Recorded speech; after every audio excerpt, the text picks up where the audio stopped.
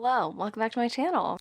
In today's video, I am going to be reading 5 romantasy books to figure out what the hell this genre is. I noticed that romantasy was a new category that popped up in the Goodreads Choice Awards this year, or last year, I guess we could say. It is in fact 2024 already. I'm obviously not the only one that noticed that this was a change. I think there was a lot of talk about why there was elimination of other categories in the Goodreads Choice Awards and why romantasy was added. A lot of people speculate that it was because Fourth Wing would have beat out all of the other romance nominees. Some people think that this is like the new it thing, and I frankly just want to know what the hell it is. What is romantasy?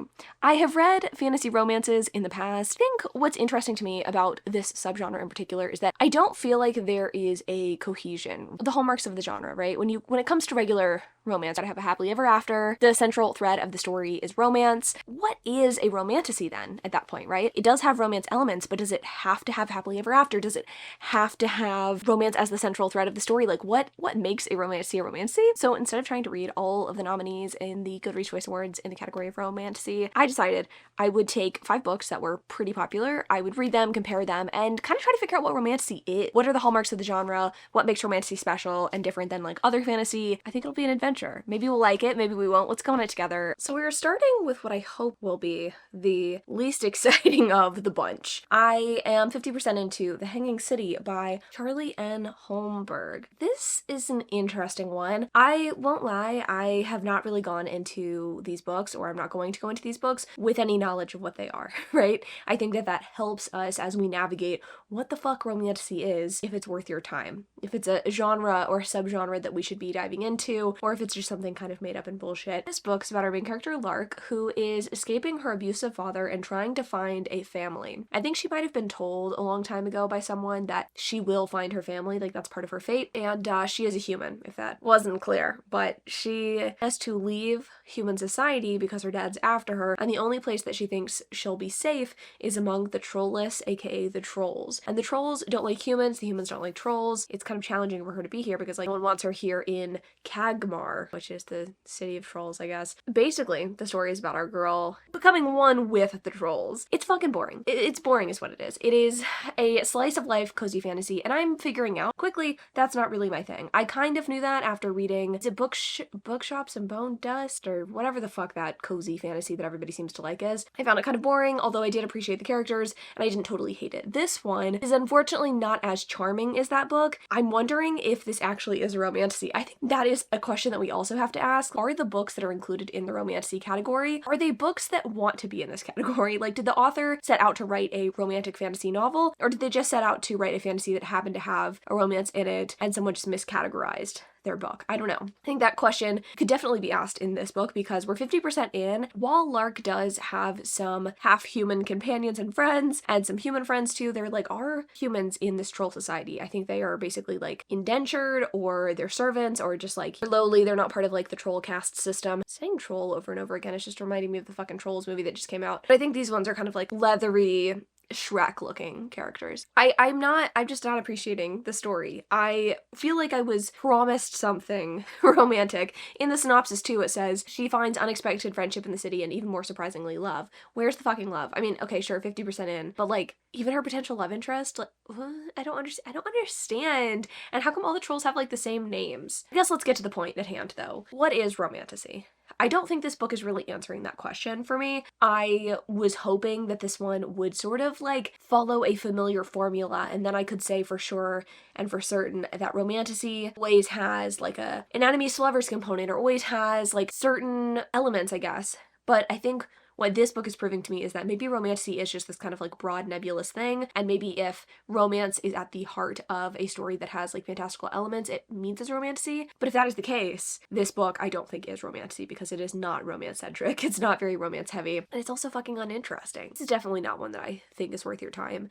I am going to finish it because I'm wondering if we'll get better, and some of the reviews say that after the first 50 to 70% of the book, the plot picks up a little bit. It doesn't appear that this one is a series. I don't see that denotion on Goodreads. I have got my Goodreads pulled up right behind me on my computer. This book needs to do something. It needs to have some sort of plot line before the story is over for this to be a fucking book. I don't know why I'm getting so heated. I'm just so perplexed and confused by what this genre is, and I don't feel like I've seen anyone like fully describe it, like attribute certain traits to it.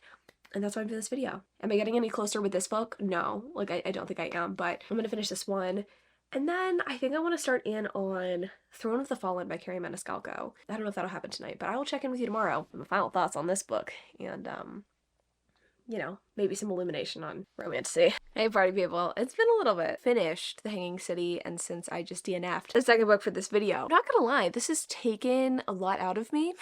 Not that reading is particularly hard. My job is not hard. I need to put that out there. Slogging through this romantasy video has not been great, and that's disappointing because I really wanted to discover what romantasy is, veers off the path of regular fantasy, if there's really anything to it beyond just some fucking. I was excited, and these 2 books have been letting me down. I do have 3 more that I know have better ratings. I feel like it can only go up from here. I remain optimistic. Okay, so The Hanging City. This, I think, is romantasy. As unfun as it was, it is indeed romantasy because our main girl, Lark, does end up fucking the troll man. Not the human. That would be too easy. And probably too anatomically correct. You know, not too yuck any yums. I know some people are really into that, like, monster fucking thing. The plot does pick up as the book carries on. We do have Lark, Daddy comes to town, and she finally has to, like, defend herself and defend the people around her. By that I mean she doesn't really do that. Other people help her and make sure she doesn't die. And, like, that's great. That's fine. That's dandy. She ends up living with the troll guy, even though that's not, like, kosher necessarily in their society. Like, that's how the book kind of ends. And I think his sister ends up getting over the fact that he's fucking a human. I don't know. It was fine. It was cozy. It was slice of life. It definitely felt like a one and done book. It wasn't what I would call sexy. Let's zoom in. Let's get close. The Jasad Heir. I looked at the title of this book in my hick ass country accent. I said, it's Jasad, is it not? The Jasad Heir. I really thought that's what it was. But then the audiobook narrator pronounces it Jasad. And I'm not good at doing that. I'm not great at it, so I'm sorry. This book started off so promising, unlike the other book, which I think started kind of weak and ended okay. This one started so promising and kind of let me down. So this book's about our main character, Sylvia, and in this society, magic is banned, as it is in many fantasy books, is the heir to the throne of the magic kingdom that got, like, banished. She's dealing with some trauma, I believe, because she was, like, smuggled out of the castle by some evil bitch, and she was, like, hiding in the woods with her, and she was just abusive and not great, and that person's, like, always kind of in her head fucking with her. Makes for an interesting audiobook listening experience, okay? She's trying to make ends meet, she's trying to vibe, but she's also making a lot of fucking stupid decisions, right? She's, like, going into the woods that separates her little township from the main magic-hating kingdom. She does get caught, and this guy named Aaron comes in, and he's like, yo, something's off about you. And I sense it. I sense a magicality about you. Apparently that's, like, his gift, is he can sense magic. Even though she's got these, like, cuffs that kind of, like, prevent her from actually using her magic, he's gonna, like, use her. He's gonna capture her and use her to, I guess, compete in this, like, game kind of thing. And it's going to, I suppose, get the dissenters.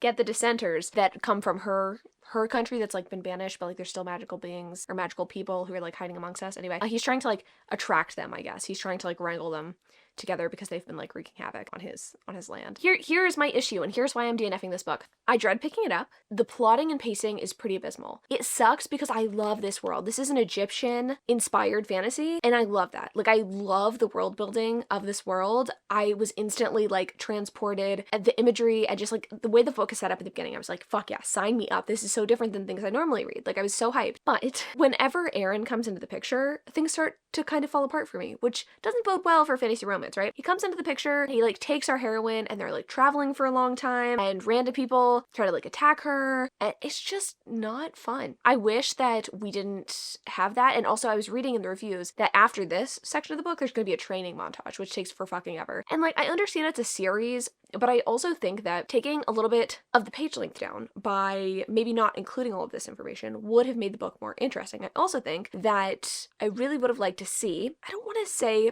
less magic or, like, less of the world building, but I do think at this point of the book, like, I'm getting so many things thrown at me and I'm getting confused. To be fair, I'm listening to the audiobook while I'm, like, you know, cleaning my house. Usually when I'm cleaning my house listening to an audiobook, that's the most tuned the fuck in that I am to an audiobook. You know, I'm like laser focused. I'm still kind of having a hard time with this. I am stupid. I will also note and also mention the marketing of this book was really interesting to me. Whenever I looked at Goodreads, I thought this was just a pure fantasy book. I would not have guessed this was a fantasy romance. And when I go to the author's page, she doesn't market it as a fantasy romance either, except for in her hashtags. She has like fantasy romance hashtagged. It's like one of the 5th hashtags she uses on her post about this book. So I'm just like, is this supposed to be a romance or not? I'm not really understanding. This kind of feels like a fantasy. I shoehorned a romance in to try to make it more interesting. The romance hasn't really kicked in at the 50% mark of the book. So like, again, maybe it's a slow burn. This is just feeling like a debut fantasy novel, which is not bad, but it doesn't really feel fantasy romance to me. But again, it's like, what is fantasy romance? Is it just a fantasy that includes a romance? Because I don't think it is. I feel like it's a romance at its heart with fantasy features surrounding it. And this book doesn't feel like that. This book very much feels fantasy with a little bit of romance in it, which is not bad. Not exactly what we're looking for, methinks. Maybe I should retitle this video, Trying to Find the Perfect Fantasy Romance, because what is that? Does it exist? I don't know that it does. And I'm starting to get scared. I'm not that scared though. I'm gonna start Throne of the Fallen by Carrie Maniscalco. And I'm hoping that this one's gonna rock my fucking world. Disappointed. I'm so disappointed that I had to DNF that last book. It's for the best of this video. You know what I mean? Like if I'm gonna discover fantasy romance, I feel like I should be reading fantasy romance. You know what I mean? This one also had, I think, more votes than some of these other books. Same with like Assistant to the Villain. That one I'm very interested in, but we'll get there. We're getting there. The next clip that I film won't be in this location. I won't be in my dark hole of an office. And instead I'll be in the bright hole of my house. I'm gonna stop saying holes. I've been here for 18 days, 16 hours, 30 seconds. I am in fact in the same spot. I know I said I wasn't going to be. However, my husband has the plague and I'm not trying to contract that shit. So instead I stay here. I quarantine. I don't leave this room unless it's to go to sleep. Me and my Tootsie Roll outfit are here to talk to you about Throne of the Fallen because I'm having a fucking good time. Finally some good food. This is a fantasy romance. And you feel like it's a fantasy romance immediately upon picking it up. It's like we had questions for the first 2 books. Are these fantasy romances? I could say with some certainty that this is a fucking fantasy romance, okay? Not only because we have someone fisting his limp cock at the beginning of the book, that was just to prove to us that this is an adult book and not a YA book by Miss Carrie Maniscalco. We know that it's a fantasy romance because there's romantic tension at the beginning of the fucking book and an intriguing fantasy plotline. How did we get so lucky? How did we get so blessed? I'm not really sure because I've never had luck with Carrie Maniscalco book. I think she was meant to write adult fantasy romance all along. This book is about the Prince of Envy, and at the beginning of the book, he is invited kind of or told that he is going to be in competition with his brothers. He needs to answer like 4 or 5 riddles or like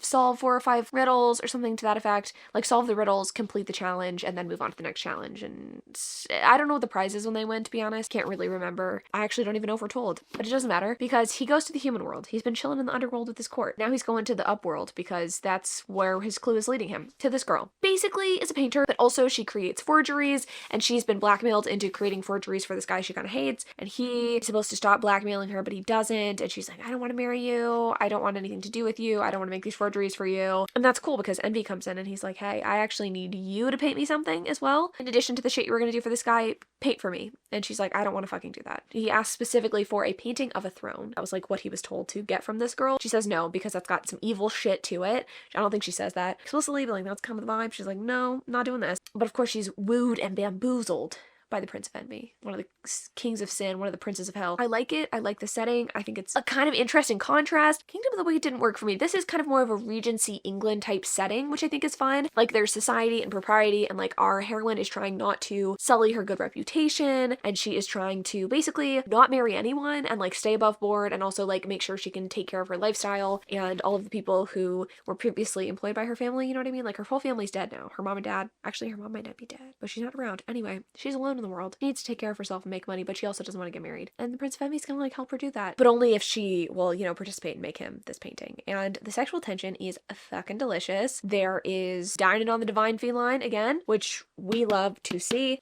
I don't know what to say about this book, honestly. I feel like the balance is perfect. At the beginning of the book, I know who the romantic leads are in the, like, I love to see that. I'm already feeling the delicious sexual tension, but it doesn't feel like it's moving too quickly. There has, again, been that sexual moment, but like they haven't really consummated anything. And this is something that I actually really love, and I feel like it needs to be employed more in romance, and now I'm inspired to include it in my own romance. But he does this thing to her. He performs the sex act on her. He leaves immediately after without saying anything. She like doesn't even know he's gone because she's blindfolded, right? And then the next day she acts like nothing happened. And he's like, what the fuck? I thought I rocked your world. But he doesn't want to say it, you know, because he's like too proud. But like they both know what happened. And so it's like even more sexual tension, even though they've already had a sexual moment. Groundbreaking, amazing, incredible. I feel like I never see that really often in romance. I'm obviously very giddy. This is what I needed it to be. I don't know if I said how far I am. I'm this far, which is not 50%, but I can't really see myself updating you until the book is over because it's so delicious that I don't want to spoil what happens. There are mysteries that are unfolding, you know? And who am I to fold? I mean, I fold often like a cheap lawn chair, but I'm gonna go get into my PJs and I am going to crawl into my bed. I get to blissfully sleep in alone because again,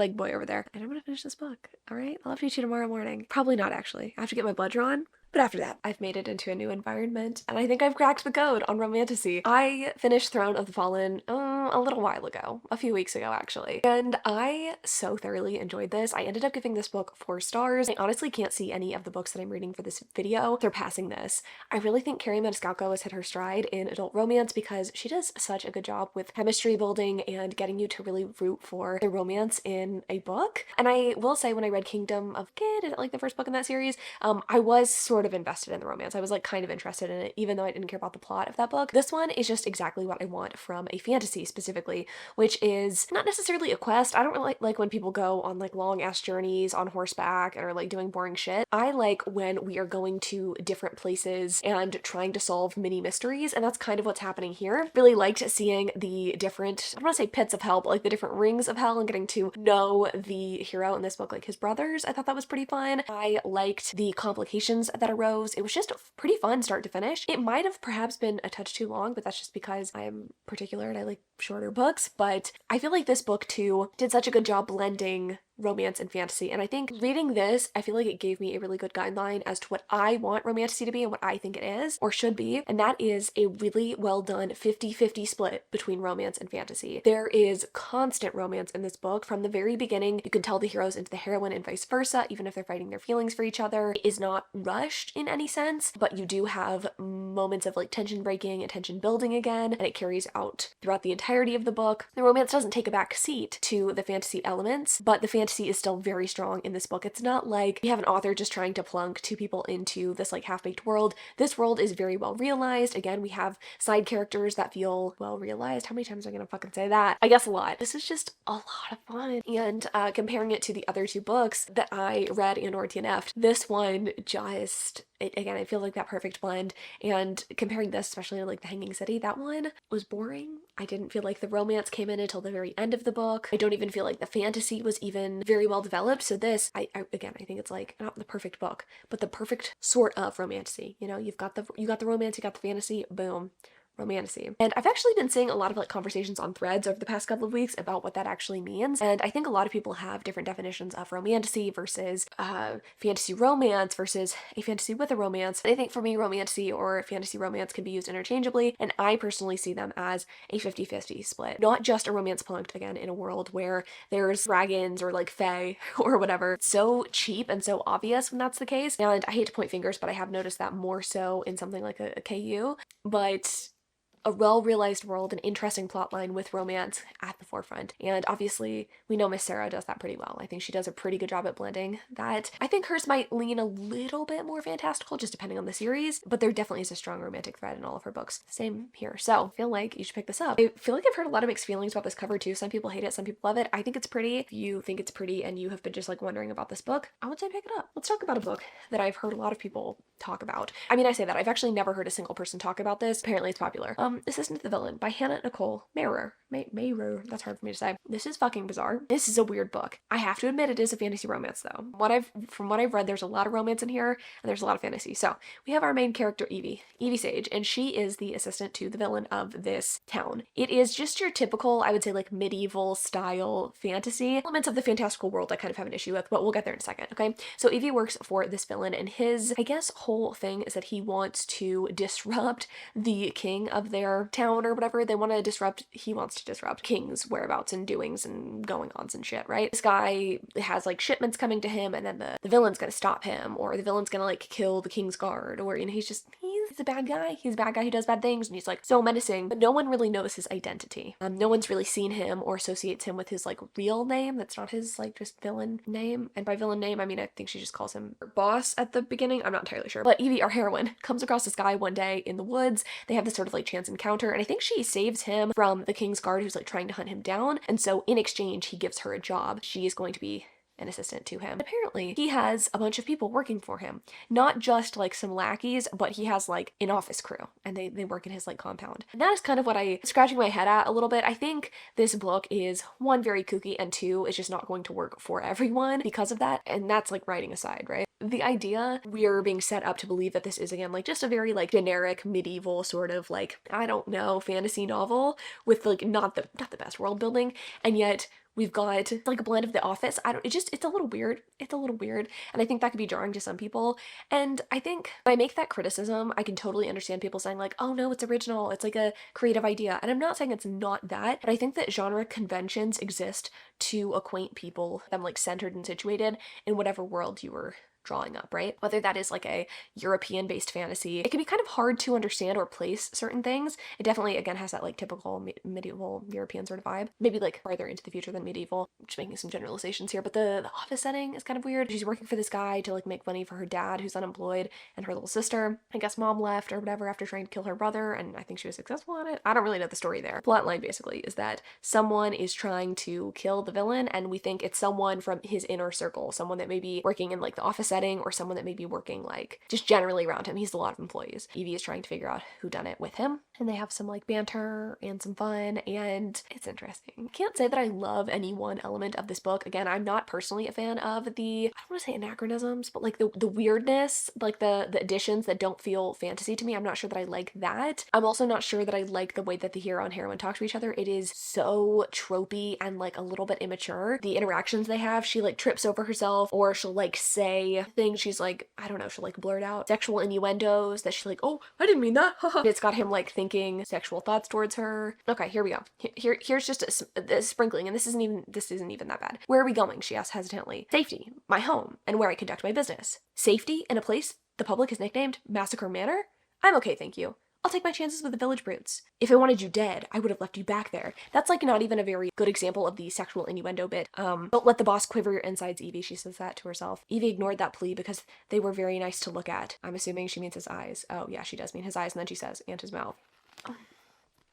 It's going to appeal to a certain audience for sure. The reviews that I read for this, people either eat the shit up or they think it is corny and immature. The writing definitely lends itself to feeling a little bit corny and immature, but I'm not above corny and immature. I'm not actually actively disliking this or hating this. I'm trading off between reading it physically and listening to the audiobook. I will say the audiobook narration kind of sounds AI generated, so I wouldn't necessarily recommend it. I don't know. It's like I can't hate it because it is doing what it promises. It's a fantasy romance. Definitely the weirdest one that I'm reading for this video, but it is in fact a fantasy romance. Again, in that it is half and half for sure. Like from the start, you know, these two are trying to bump, you know? It's goofy. There's a lot of goofiness afoot. I'm gonna finish this though. I'm gonna finish it tonight, and tomorrow I will let you know my final thoughts and feelings so we can move on to the final book, Hurricane War or Wars, not entirely sure the title of that one, and I have absolutely no fucking clue what that one's about. So much to talk about, friends, and I wish that they were better things. Assistant to the Villain is what I finished last night, and it was a book. I feel very neutrally actually about this one. It wasn't a terrible book by any means, but it's much for a certain type of reader. Honestly, it's not a particularly like advanced fantasy. I think a young reader could pick this up and have like a pretty good time with it. There's no sex in this book, and it's not inappropriate, I wouldn't say, for a younger audience. I mean, there's like curse words, I guess, like talk of assault, I think maybe, but like there's no, it's just very, very juvenile feeling to me. I don't really want to spoil what happens, obviously, but what I can tell you is that it leaves off on a cliffhanger, and we have our hero and heroine separated at the end of this book. They also don't really get to consummate their love for each other, and I say that they don't even like proclaim that they love each other or anything like that. There's just very much a sexual tension between the two of them that is not really like acted upon. I do believe they kiss. I don't think that's a spoiler to say. This is fucking weird. And it's interesting to me that this was the book that was like right behind Northwing in terms of the Goodreads Choice Awards and like what people are just like really looking for in romantasy, I guess. I don't know. I want to know where the buzz for this came from. I mean, I guess it was book talk for sure, but I think it also just points to sort of a younger audience, resurgence of new readers, or like a wave of new readers, but kind of. I think that's something that I've been thinking